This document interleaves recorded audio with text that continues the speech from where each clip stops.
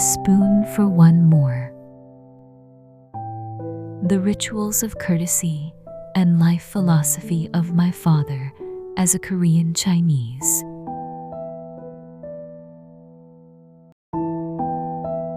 An open courtyard. A spoon placed for one more guest. In these small gestures live the values of the Korean Chinese: Lee, courtesy, and Jeong, affection. Not grand or lofty, but a quiet philosophy of sharing and care, carried through a father's life.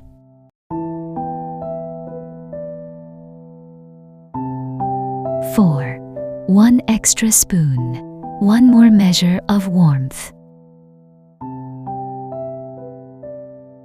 In our home, there was always one extra spoon placed on the table. One more spoon won't bring a house down, my father liked to say.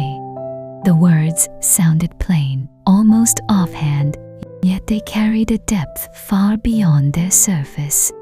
A way of treating people that ran deeper than simple kindness. It was more than kindness, more than courtesy. It was his way of facing people, a quiet philosophy that flowed straight from the heart. Whenever someone dropped by during a meal, he would unfailingly ask, "Have you eaten?" But the question was almost symbolic. Before the visitor could answer, another spoon had already found its place. If the guest said, "I already ate," he would chuckle and say, "Then have a drink at least," inviting them to sit without the slightest hesitation. There was a man from the neighborhood, living alone, who dropped by almost every day. My mother wasn't fond of it, but my father would smile and say, "Just think of him as another younger brother." He believed that even a single bowl of cold rice should be offered before someone left. Only then did his heart feel at ease. He never cared whether the meal was simple or abundant. Sharing was what mattered.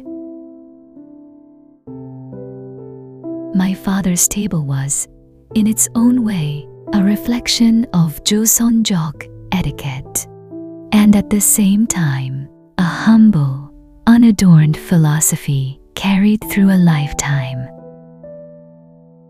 Whoever came, he would invite them to sit and share a meal.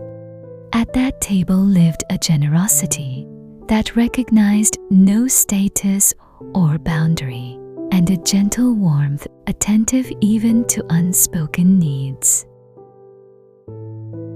To share a meal is ultimately to share one's heart, to walk a short stretch of life together. In that single spoon, in that simple bowl of rice, lay trust, affection, and a warmth that spoke faster than words, a gesture that eased the distance between people.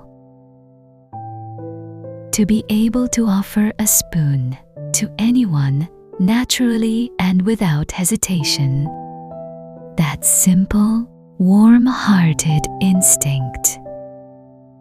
How much of it, I wonder, do we still carry with us today?